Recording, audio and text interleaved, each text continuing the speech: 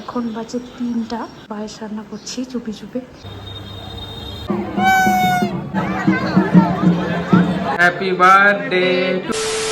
Hello guys, good evening, welcome back to my channel. আবারও চলে এলাম একটি নতুন ব্লগ নিয়ে। তো আজকে হলো চড়ক মেলা, কিন্তু সাথে আছে একটা টুইস্ট, সেটা হলো আজকে আমার মার বার্থডেও। তো আমরা একটা সারপ্রাইজের ব্যবস্থা করেছি আর কি। মাকে আমরা বলে বেরোচ্ছি মেলাতে যাচ্ছি, মেলাতে তো যাবই, কিন্তু তারপরে সারপ্রাইজটা কি করে দেব সেটাই তোমাদেরকে দেখাবো। তো দেখতে থাকো পুরো ব্লগটা।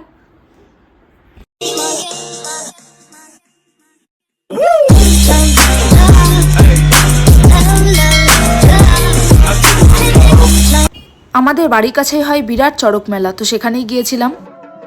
এখানে করা হচ্ছিল চড়ক গাছের পুজো। এই মাঠটিতে আসলে 3টে গাছ ছিল, তার মধ্যে এটি একটি। দেখো কত লোকের ভিড়, আসলে মাঠটাও কিন্তু বিরাট বড়। এই যে অন্য একটি গাছে চড়ক ঘোরানো হচ্ছিল। দেখো মেলাতে মানুষের উপচে পড়া ভিড়। আসলে এখানে খাবারের দোকানই বেশি ছিল, জিনিসপত্রের দোকান খুব একটা চোখে পড়লো না কিন্তু।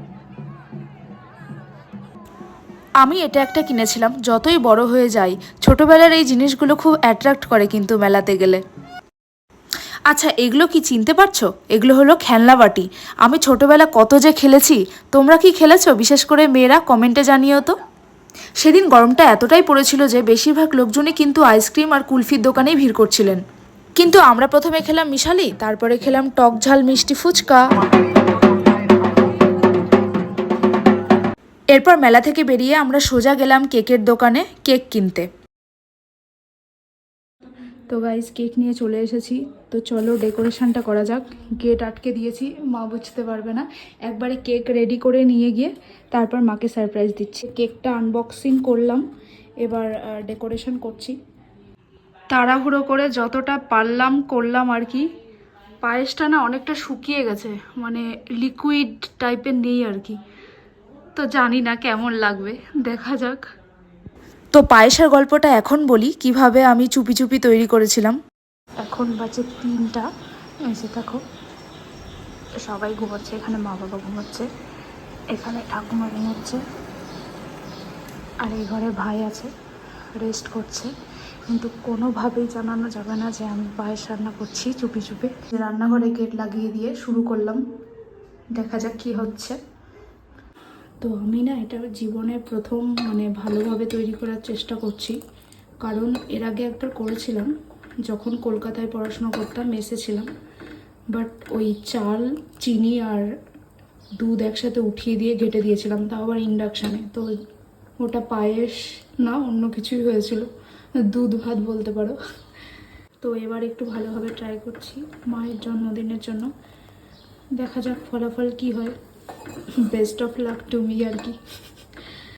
গাইস দেখো, যাতে মার নজরে না পড়ে সেই কারণে হাঁড়িটা আমার ঘরে এনে চেয়ারের নিচে এইভাবে রেখেছি আর কি। এইভাবে রেখে দিয়েছি যাতে নজরে না পড়ে, ঘরে ঢুকলেও যেন বুঝতে না পারে যে এখানে কিছু রাখা আছে। Meanwhile, happy birthday happy birthday.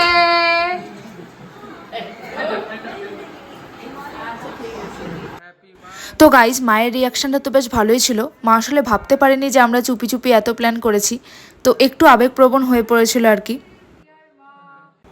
তারপর কেক কাটিংয়ের পর আমি মাকে একটু কেক খাওয়ালাম, মাও আমাদের খাইয়ে দিল, গালেও একটু লাগিয়ে দিলাম, এই তো।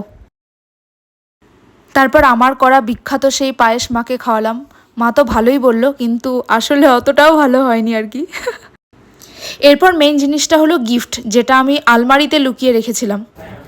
এই যে এটা গিফট, যেটা আমি লুকিয়ে রেখেছিলাম, এবার মাকে দেবো। আসো দেখা যাক।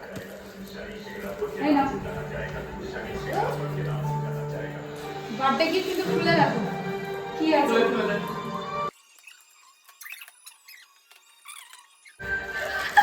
খুব সুন্দর হয়েছে। এটা কিন্তু আমার তরফ থেকে। তো বন্ধুরা, মায়ের সারপ্রাইজটা তো বেশ ভালোই লেগেছে। তোমাদের কেমন লাগলো কমেন্টে অবশ্যই জানিও। আজকের ভ্লগটি এতটুকুই, ভালো লাগলে লাইক শেয়ার সাবস্ক্রাইব করো। দেখা হচ্ছে নেক্সট ভ্লগে, টাটা।